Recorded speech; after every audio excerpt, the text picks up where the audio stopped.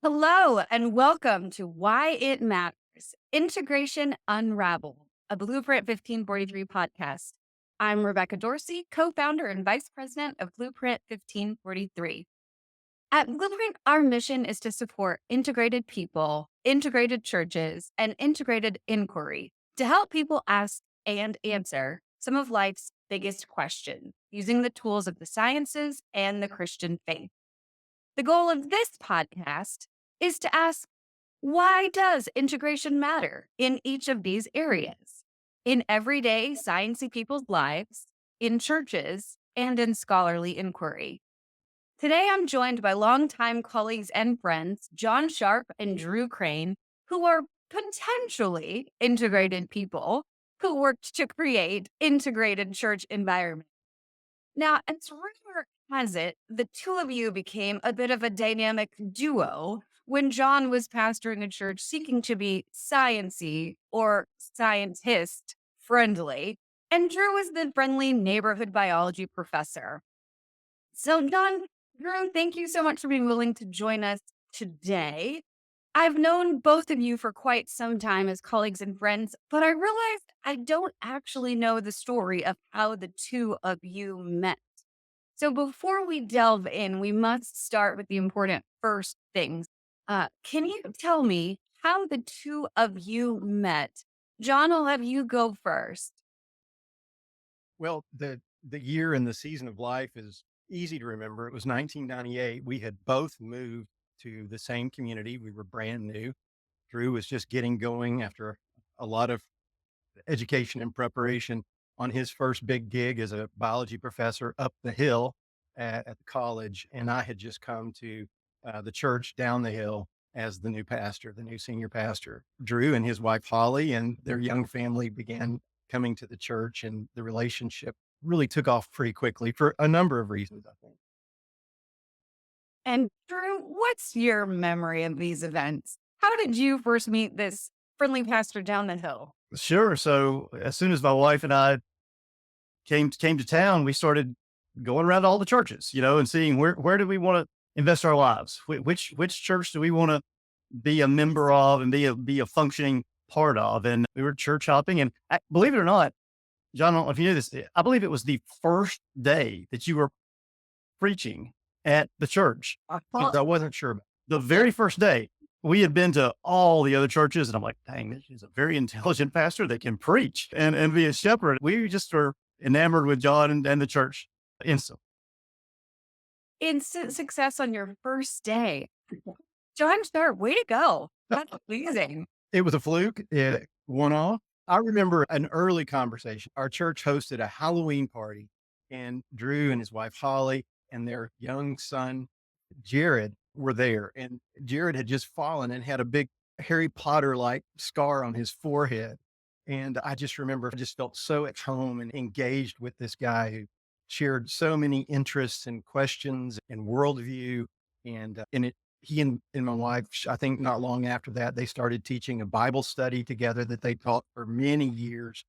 Drew probably is still teaching that at the church. It just went on from there. Well, that is a fantastic opening story. Now, for a second pop quiz, do each of you remember when you met me? Because I was trying to dig back into the memory banks of these first meetings here. John, do you remember how you and I first met? I'm going to assume it was one of those fruitful, substantive visits I had when I was president of the foundation that worked closely with you and Justin Barrett when you all were out at Pasadena at Fuller Seminary, and just made my head swim with better and better questions. Yeah, dodge a question with more questions. It's a good technique I've learned over the years. When you get asked a question, turn it right back with about 7 more questions. Sometimes Justin calls that death by 1,000 questions. Do you have memories of when you and I would have first met? It was around John's dinner table. I know he had invited Justin and you to the area, and my wife and I, Holly, were invited as well. I remember having a wonderful dinner with you around John's dinner table. Yes. Okay. So Drew definitely gets it right because I remember that dinner as well and remember that time. John, it had to have been sometime at Fuller, but I could not come up with a memory of our very first meeting. I think they were just so impactful that they all strung together a bit. And I couldn't find that first memory, but certainly you've got the time, place, and setting right. So thank you for playing the fun pop quiz of how and when did we all meet. Now we're going to go way back in time and then we'll start moving forward. Start by just getting a sense of what did the two of you want to be when you grew up? When you were back in the day, you can set the age on when that is. What were some of the things you wanted to do when you grew up? Drew, I'll let you start. Sure, I grew up with my feet in the river and my arms picking pine cones and doing everything I could outdoors. I wanted to be a forest ranger because that's what I did. I'm like, hey, how can I spend my life doing what I'm doing right now as a kid? And so I wanted to be a forest ranger. And I consider that even when I was in college. I think I had like 6 majors in college, and one of them was forestry at some point in there. John, what about you? Just seeing Drew in my mind as a forest At guy. the Forest Ranger? Yeah, yeah. Not hard to see. I'm seeing a Halloween costume in the future here of Forest Ranger. Uh, wanted to be a lot of things. The least embarrassing one that I could mention, probably. I went in, started college in pre-law, thinking I was going to be a lawyer. Okay. So a forest ranger and a lawyer. And how close does forest ranger and lawyer fit to sort of some of the professional lives that you have led? I think being a lawyer is the only thing I haven't done vocation. Drew, how similar is your life to that of a forest ranger? Not that far off. At that time, I didn't know about the intellectual part of science. I just knew about the fun part of science. And yeah, so not that the intellectual part's not fun, but just the communing with nature and all that stuff. And I'm basically half in the field and half inside with what I do day in and day out, taking students, exposing them to the wonderful surroundings around here in East Tennessee. And yeah, I'm not that far off. Okay. All right. Well, let's jump into the heart of the podcast and the questions about integrating science, scientists, sciencey people, and the life of the church. Now, when we were coming up with this podcast idea, the two of you instantly came to mind because I do know that there was a great dynamic duo at play when John was pastoring the church and Drew, you were attending, and you shared a little bit of that in your opening. But we'd love to dig into why does it matter to have a church that's integrating with science, with scientists? And one of the questions we're often asked at Blueprint is why does integration matter at all versus living the different parts of our life in the compartments that we live them separated or having things operate in parallel? Why does everything need to be integrated? And when we talk about integrated churches, we just get a lot of questions. What does that even mean? What does that even look like? And so I'm hoping that the two of you can just bring to life a little bit of what does it look like to have a church that's seeking to integrate in these particular ways. So, John, let's start with you. Can you share what even made you start thinking about integrating the friendly forest ranger and other types of scientists into church life? What did that look like? Oh, I sort of outed myself as a pre-law guy, but my encounter my first year in college in a liberal arts school is I went up the hill and sat in a religion class where I learned really for the first time, though I'd grown up in the church, that both my head and heart were welcome and invited to be a part of the learning and engaging process.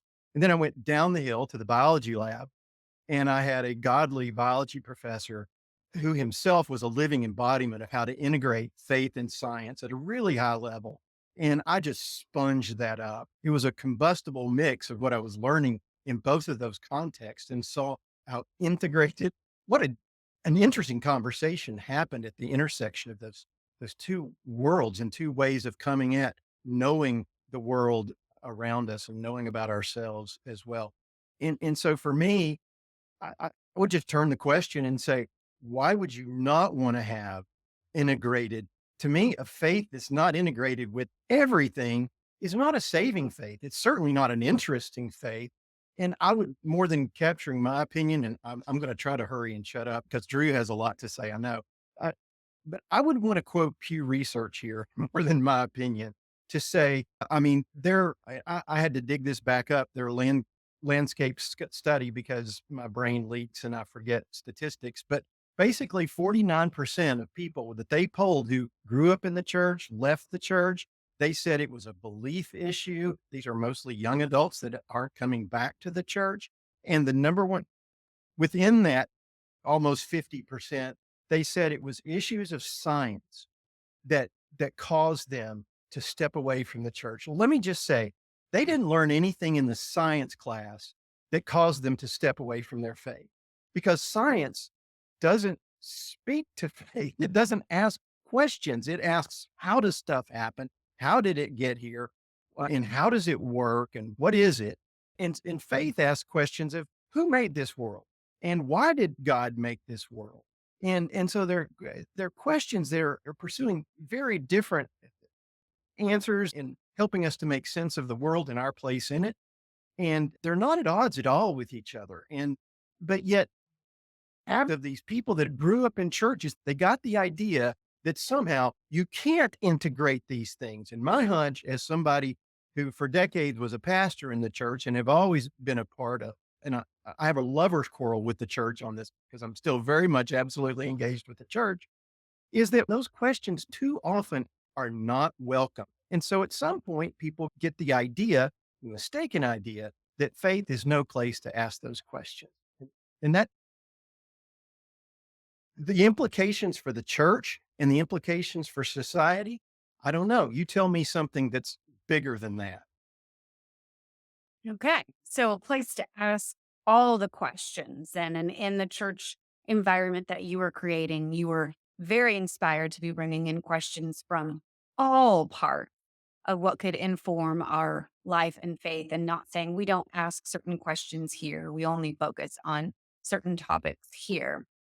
Drew, what would you add to what made you want to start partnering with the pastor down the hill, up the hill? What made you want to start partnering with him in a meaningful way in the life of the church? Just like John said, the issue is, do people feel like they can fully worship God in this place? And if you're isolating them or misspeaking about issues that they've been taught that are part of their fabric, then they're not going to feel like they can worship God. And likewise, if you're embracing science, at the same time, you are fully committing to worshiping Yahweh, to worshiping Christ.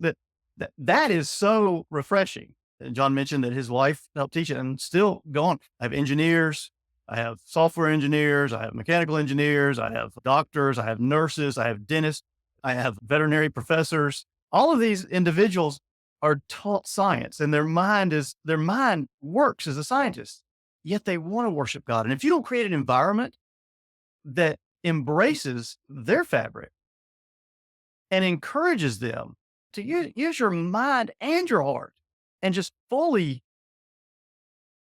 seek truth, no matter how you can find that truth, that's an environment that people want to be involved in.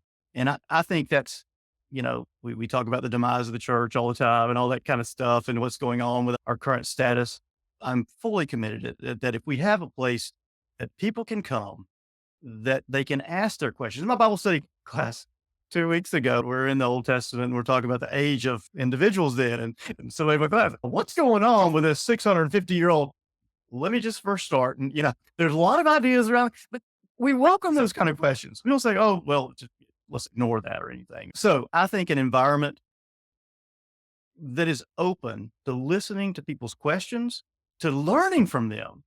I mean, got a colleague here at the college that wrote a great book, Darwin and a New Key. And he's like, you know what? modern science has lost is Darwin's embracing of beauty.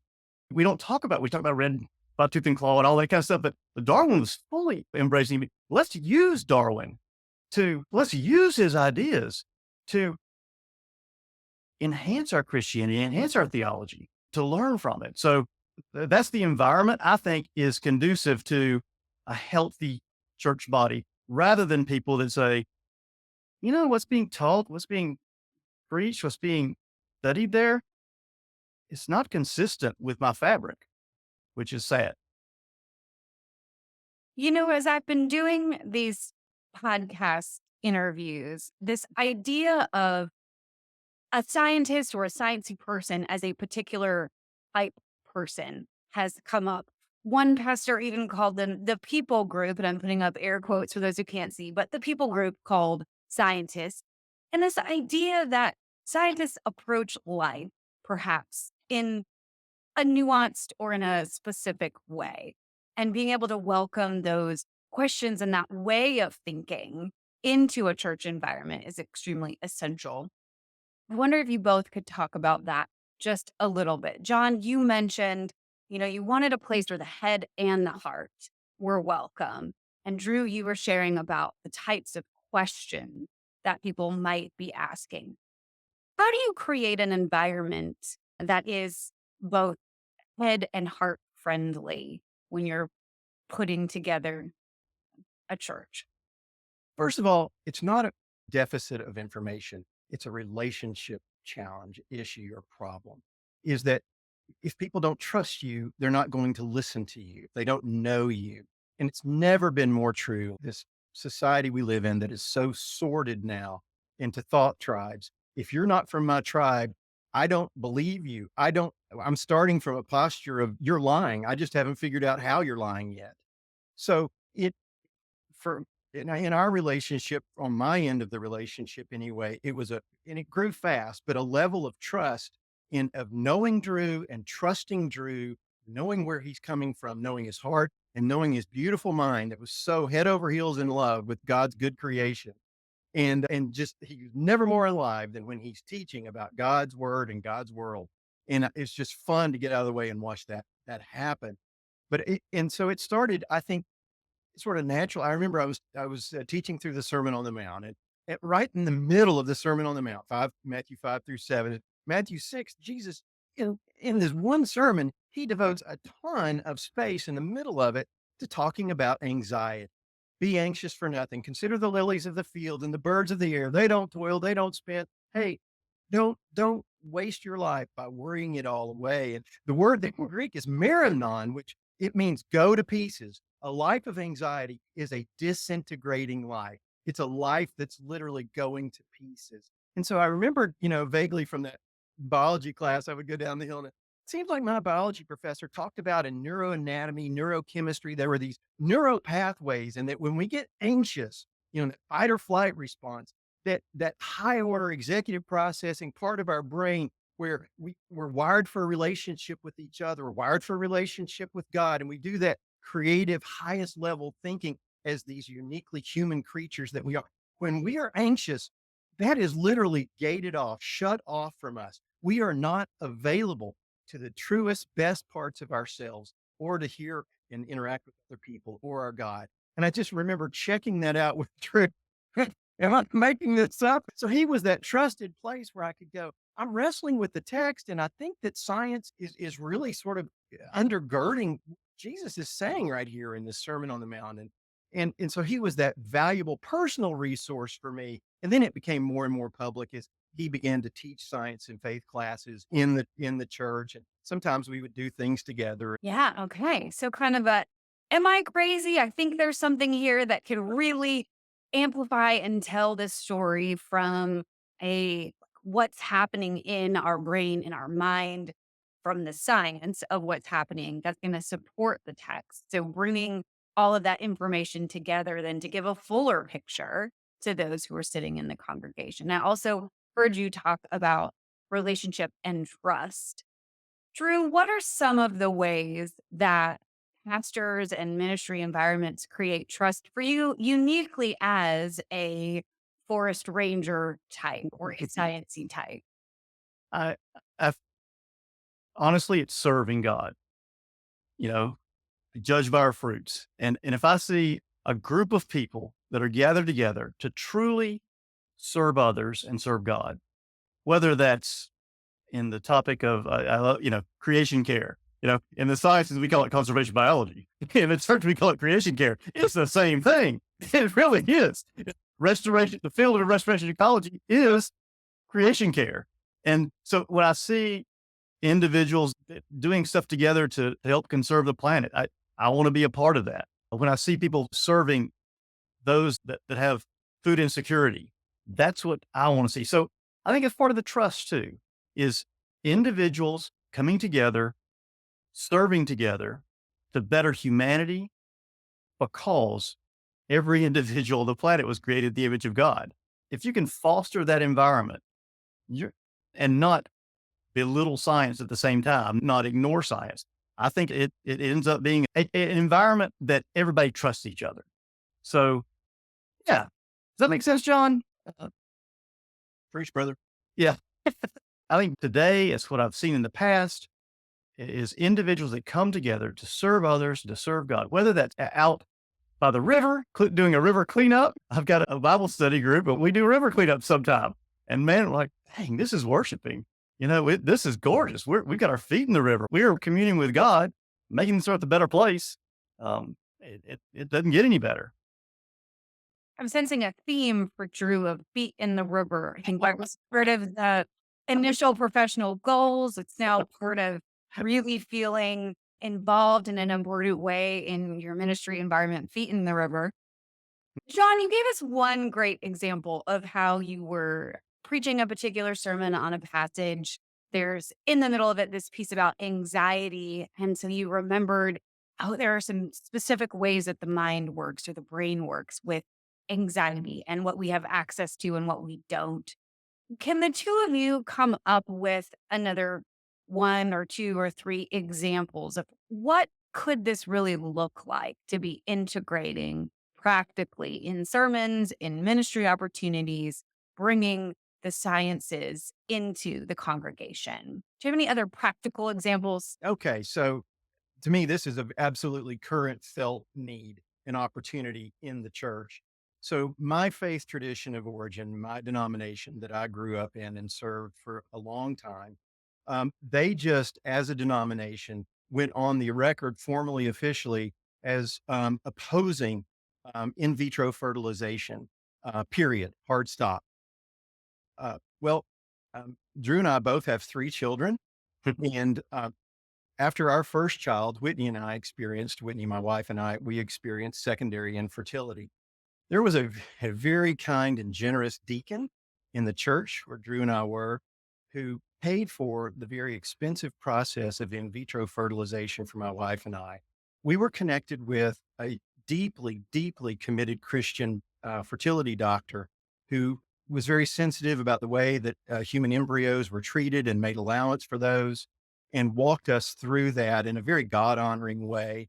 And that child this month will start medical school and feels as vocationally called to practice and live out his faith, serving the world and people in that way as I did as a pastor.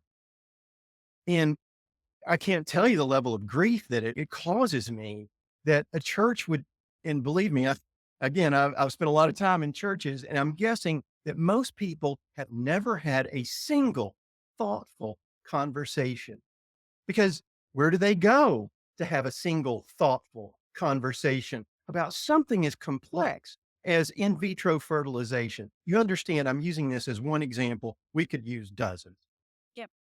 And but if it doesn't happen in the church, I pray, tell me, please, where will it happen where people can carefully consider their ethics, morality, their faith, the science of it, the whole deal? If that doesn't happen in church, tell me where it's going to happen. And I'll just take on, what does this look like in a modern church? And so if John and I were together in church right now, what we would do is say, let's have a Sunday evening presentation. I teach the science of fertilization in my classes. I teach it both in my non-majors and my majors classes. So let's do that at church and let's integrate, let's then ask theological questions based on the science that let's get everybody in the room and see if anybody has a problem with it. And that's what it looks like in a healthy modern church instead of let's just ignore it and let whoever's above us tell us what to believe. The themes I'm pulling out there are when we have these really complex and very practical life things, to be able to create a space for all information and all questions to be asked and answered in a Or at way least ask. At in a least way that's ask. life-giving. Bring Yeah. your questions. They're welcome. We may not have all the answers here tonight, or we may have answers you don't like, or we may have more than one answer, and you need to go back and consider it for your faith and your convictions. Where do you land on this? I'm Mhm. sorry, I didn't interrupt you, but I just don't want to It's come good. up sounding like, oh yes, come to our church. We've got all the answers, and that's never going to be true. We have to be humble and we have to be intellectually honest. Mhm. I, Yeah. I believe evolution is a topic that needs to be discussed in a church setting. It needs to be discussed in the rooms. Uh, and why is that? Well, because when we look at the data, we have young people that are going off, learning about evolution and saying, well, this obviously is not consistent with my faith. And therefore, I've got to choose. Which do I choose? Well, modern society really reveres the academic institution. So I guess I'm just going to leave the church behind, which is tragic. I'm a big proponent. Let's talk it. I'm happy to lead sessions on evolution and natural selection. And you look at it, you're like, well, that really has nothing to do. It's the mechanism of creation. It's the way that God created the universe. And it helps us explain a lot of things. The problem of pain, evolution, natural selection can help us come to grips with the problem of pain instead of just saying, well, I guess God's mean and, just I can't get. So I think all scientific questions need to be free, to be taught, embraced. Not that we're making it a science class, but that we're saying at the same time, we're wrestling with these scriptures where we have some scriptures and let's look at what science says and see if they integrate together. And well, it's been my experience that everyone's like, wow, I never thought we could talk about this in the same space. And I just want to highlight what Drew is describing. It's so exciting to me. And I just want to ask the millions and millions of people who will see this video, what is the alternative that we will continue? Pick your denomination, your faith group, and how's it going?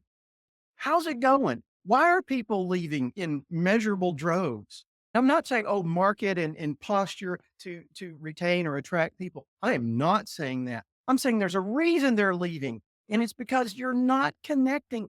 Jesus connected the gospel with every area of society, socioeconomic, certainly the religious life, but also sort of how we organized in society. Think of the woman at the well and the little sidecar, the village where she lived, and turning over the money changers that affected the economics, the marketplace. And certainly the Roman overlords had an opinion about all of that. And this gospel, it permeates everything. And until we start normalizing that in the church, Bill Gates said it back in the 90s. He said, I'm not a person of faith because I don't find that going to church is a wise investment of my time resources.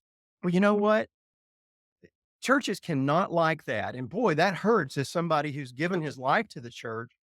But until we understand that we have not done a good job of helping people, and we're here to prepare you for, the other 167 hours of your week, and to make sense of that with the faith that you're coming to and how to live that out in the world.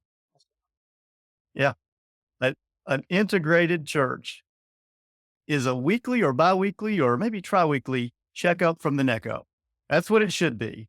It should be a rejuvenation to, to allow us to flourish in this world and not be individuals with a lot of anxiety, like John said, everything. Yeah, I've got just a few more brief questions for you. We can round this out. So you've created a beautiful picture of these environments where questions are invited and sought out on big, important topics that impact our everyday life. John, you gave the example of in vitro there, which is a very practical, real, timely issue. How do you create an environment that welcomes the questions when there's a lot of stress or pressure around some of these topics that may come up? Well, first of all, it starts a long time way upstream from having a difficult conversation about in vitro or artificial intelligence, or on and on and on you go. It starts with building trust, building relationship, because you're this local church in as eh, we referenced earlier, Rebecca, the season where I was leading a philanthropy, and I got to know, man, I was always the dumbest guy in the room, going all over the world, talking with big time scientists and theologians and so forth. And there's some wonderful resources out there. But in this world, this nonprofit world and philanthropic world and the academy, there are people who are writing book after book after book and who have almost, in some cases, no history leading a church. And Peter Drucker, who in our country was the father of leadership and management studies and lived well into his 90s. He worked mostly with for profit. How do you lead a for profit company? But at the end of his life, he gave it to helping nonprofits, higher education institutions, medical institutions, healthcare institutions, and churches. And he famously said, the hardest jobs in this world are leading an institution of higher learning, a college president, leading a healthcare organization, a hospital CEO, or leading a local church. And I think, and this is outside the scope of what we're talking about, but I think for a lot of the same reasons, I agree with him. After working in the for profit and the not for profit world, I think he's right. And we've got to have these people that have these exquisite educations and this expertise in these specific areas. And we've got to have academics who understand how the academy works.